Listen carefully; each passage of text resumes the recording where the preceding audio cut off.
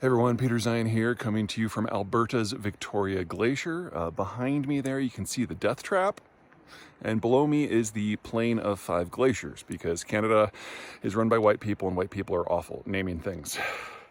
No big transition here, we're just going to talk about nuclear war and the Ukraine conflict. I've always been of the belief that nukes were not likely to be used in this conflict, despite the rhetoric that has been coming out of the Kremlin ever since the war started back in February. Nukes don't achieve what the Russians want. Now, the Russian goal here is to capture all of Ukraine and then push through it in order to secure the access points to the Russian space, specifically the ones in Romania and Poland. So using tactical nukes on the battlefield in Ukraine doesn't help, because they then have to occupy that space, and that gets messy, and your soldiers get messy very, very quickly.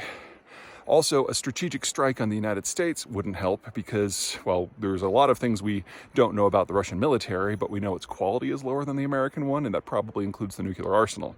So even a single or limited strike on the United States would generate the end of the Russian system, and specifically the end of the entire Russian elite, Moscow, and personally Vladimir Putin. So that's never really been on the table either. That just leaves the question of using strategic nukes, city flatteners, in order to prevent Europeans from assisting the Ukrainians in the defense of their own country. And in that, that's always where the risk has been, in my opinion. So the Russians would go after the countries who, if they switched sides, either because they fell apart or because they were intimidated after losing a couple of cities, that would change the strategic balance in terms of weapon flows. And so that would be in order: Berlin, Warsaw, Stockholm, Paris, and then London. Now, in the days before September 1st, that is generally my position, that if the Russians feel that they have to nuke someone, those are the 5 cities they would go after, because it would disrupt the weapon flows going into Ukraine. However, in the aftermath of the Kharkiv offensive, the Ukrainians have captured sufficient equipment and tanks and artillery to equip 15,000 people in an entire armored division. That's a bigger weapon transfer to the Ukrainians than everything that NATO has done to this point. And in the Kherson offensive, which is still ongoing, they're likely to get even more gear.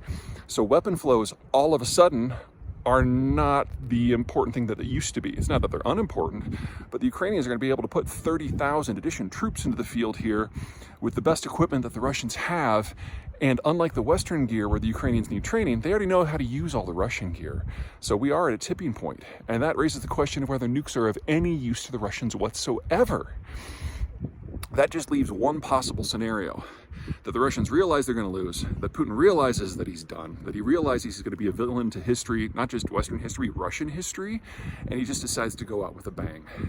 While we can never rule that out, I find it unlikely. When the Soviet system collapsed, the then KGB basically had a meeting where they discussed whether they should just release the nukes onto the world, not in terms of launch, but sharing, so that the United States would then have to spend the next century dealing with it.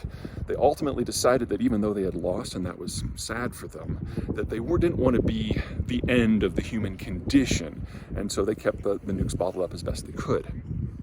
Putin was part of the organization that made that decision, so I find it unlikely at this point that he would go a different direction.